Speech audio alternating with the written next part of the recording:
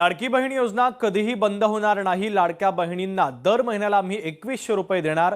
उपमुख्यमंत्री एकनाथ शिंदे यांनी मोठी घोषणा केलेली आहे। लाडक्या बहिणींना आम्ही योजना सुरू केली।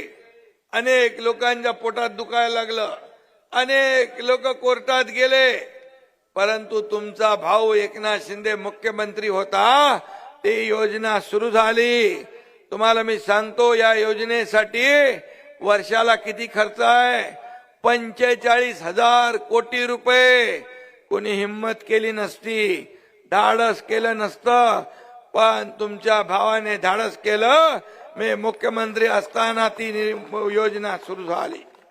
आम्ही निर्णय घेतला, महायुती सरकारने, मी, देवेंद्रजी, अजितदादा, आम्ही तिघ होतो, आणि पण इच्छाशक्ती लागते, ताकद लागते, धाडस लागतं निर्णय घ्यायला, आणि ते घेतलं।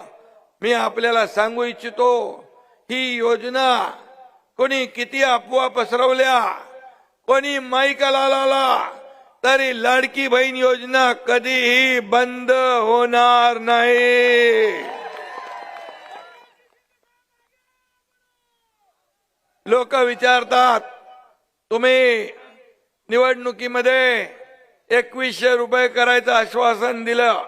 बोला हो, दिलंय, आम्ही आश्वासन दिलंय, तेही आम्ही योग्य वेळी पाळणार, योग्य वेळी आमच्या माता भगिनींचा मान राखणार, माझ्या लाडक्या बहिणींना स्वतःच्या पायावर उभं करणार, त्यांना लखपती झालेला आम्हाला बघायचंय, हा आमचं स्वप्न आहे, आणि ते आम्ही पूर्ण करणार।